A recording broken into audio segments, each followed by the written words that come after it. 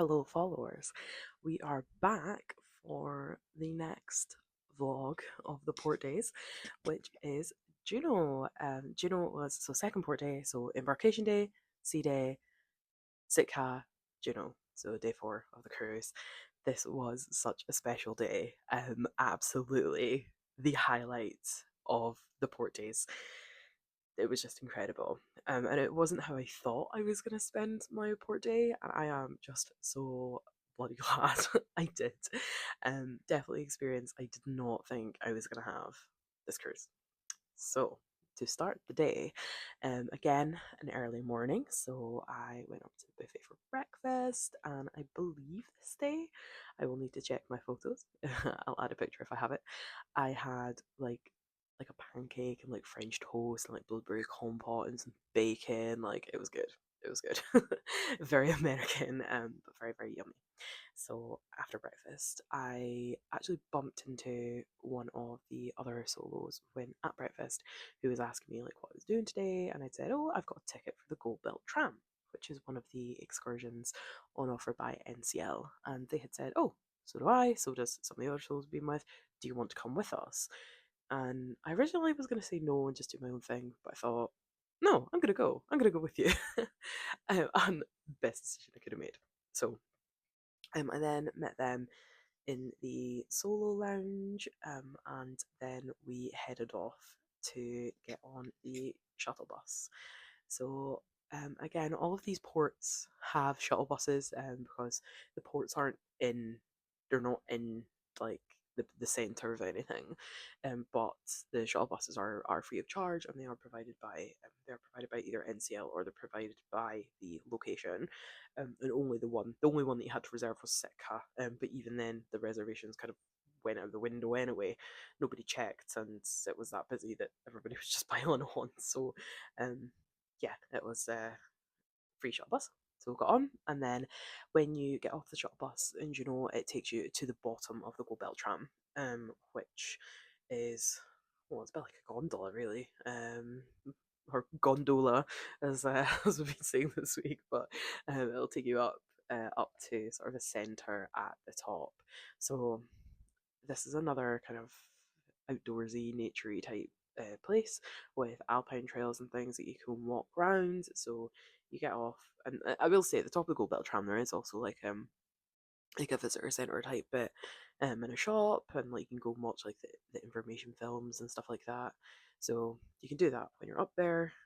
We went off and started walking one of the trails. So we I will say when you get off, first of all, there are different options depending on like ability level and how much time you want to spend. I hadn't really looked into this. I didn't really know what I was going to. I just knew that I was sort of going to like a outdoorsy type, just like a walking trail. But it ended up being totally not what I thought. So we started off on, let me check my paper, the Alpine Loop Trail. So there's a map that has a number of routes on it, which I will put the map in here, and you can pick like whatever route that you want to do. Now, they don't look very long, but based on the weather conditions alone, they were challenging for me in a way. And I would say that probably some of the others found it easier, but not necessarily easy. Um, because we did have interesting weather conditions, and so the underfoot conditions were what made it challenging, not the incline or anything like that. Like it wasn't really high inclines or anything like that at all. The actual trails were really easy, but the weather was hard. So on the map there is two routes that we did. So there's the orange, which is the Alpine Loop Trail, and the red, which is Father Brown's Cross. Now that's an amazing viewpoint up there.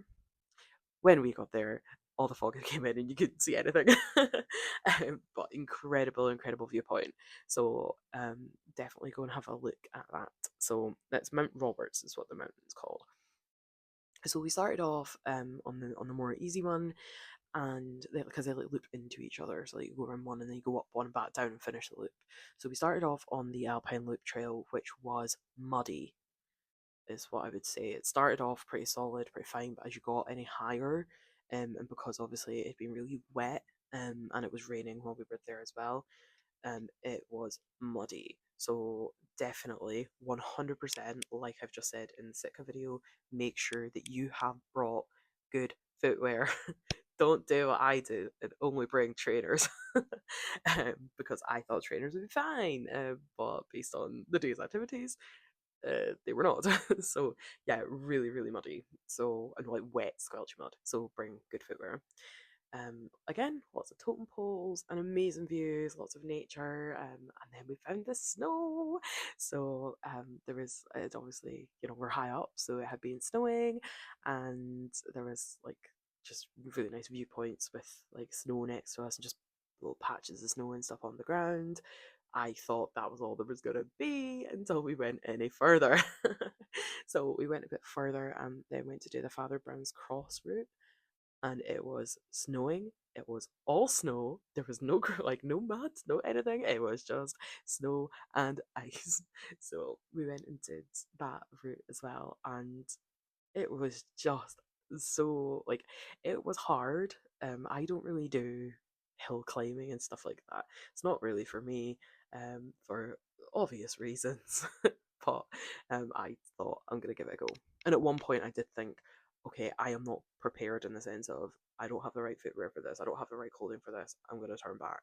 But then we just took it a little bit at a time and then sort of realised, okay, actually there was one bit that was really tricky because like when you put your foot down you were just sinking in, and it was a really narrow path and it was quite steep, like in terms of the up incline wasn't steep, the side incline was steep. So at that point I thought, oh, I think I'm not prepared enough to do this, and I don't have winter sports cover on my travel insurance.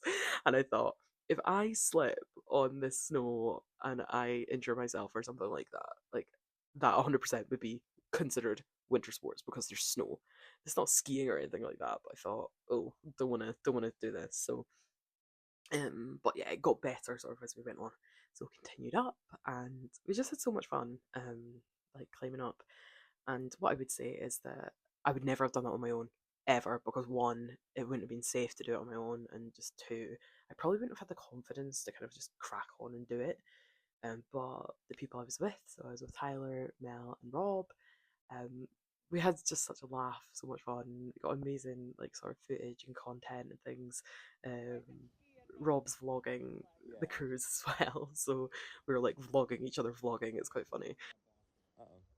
So once we climbed up and came back down, and the walk down was much easier than the climb up, we sort of went back and finished the last half of the Alpine loop. So you did the first half, then up the Father Brown's Cross, back down, and then the second half. Then the second half of the Alpine loop was muddy. It was so muddy. And we made it all the way until about, I'm going to say it probably wasn't even 100 meters from the end of the loop. And I slipped. Hi, followers.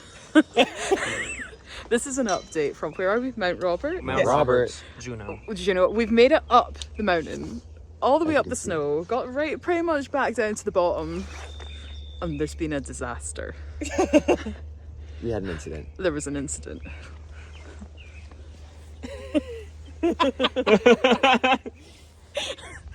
I slipped on the mud. But you know what? We've had fun. We had And we're fun. vlogging. Vlogging. It had to be me. Of course it was going to be me. It wasn't going to be anyone else. Slipped in the mud and I was covered, absolutely covered. So like the whole, like my leg, like all the way up from my ankle, it was like the mud was through to my sock, like up through, like up my leg, all the way up, like onto the bottom of my fleece and my jacket and my bag. I was like, oh my god, I'm covered in mud. But it was just funny. Like we just laughed about it because like it was the end. So um, unfortunately, nobody got the live footage of that happening, but we do have photos afterwards where we went round the corner and then found a notice board that had a sign on it saying, like, caution, mud season is here. So it was just having such a laugh. It was like, yeah, yeah, mud season's here. So I'm at the top again, so the, well, right, I say at the top. So at the end of the trail, that takes you to the top of like the tram. So there was a viewpoint there as well, and there was like a man who was doing like totem carving as well.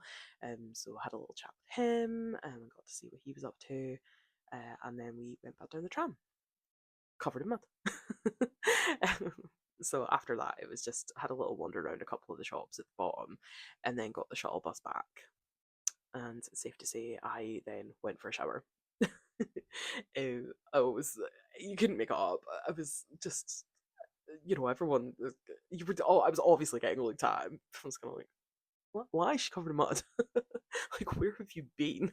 Because like when you get off the bottom and get the shuttle bus, like you're into like streets and pavements and things like that. So it was a bit of a laugh when I got back to the cabin. Like I was trying to like take my jeans and stuff off. Yeah, because I wore jeans. That was the other thing. Because I thought I was only going to like pavements or like a basic trail. I wasn't thinking I was going up climbing snow. I was trying to take my jeans off. The mud had all dried and it was like all over the bathroom and all over the cabin. I was like, oh my god, there's so much mud. And I had to like try and because I also couldn't pack my clothes away like that. So there was like trying to like wash it all off in the shower, and then because there was like so much mud on the floor of the bathroom, like I had to like obviously try and clean that. And I swear, if that cabin steward like came in the next day and saw like towels and like cloths and stuff that were just covered in so much mud, he must have thought, what the hell has happened in this cabin that this is going on? So it was just funny. So yeah, I am gonna have to split this vlog into two though because I'm now at 12 minutes and I don't think you can go past 50 minutes on Instagram. So this might be the end of the sort of port part of it. So I think I'm going to end this here, and then I'm going to move on to part two, which I will tell you about what I did after I got ready for dinner and whatever. And no, not even got ready for dinner. That's a total lie. No, it was. No, I got ready for lunch. That was it. So after I got ready for, came back from the mountain, got ready for lunch, and then moved on. So yeah, I'll end this here, and I will see you in part two of the Juneau blog.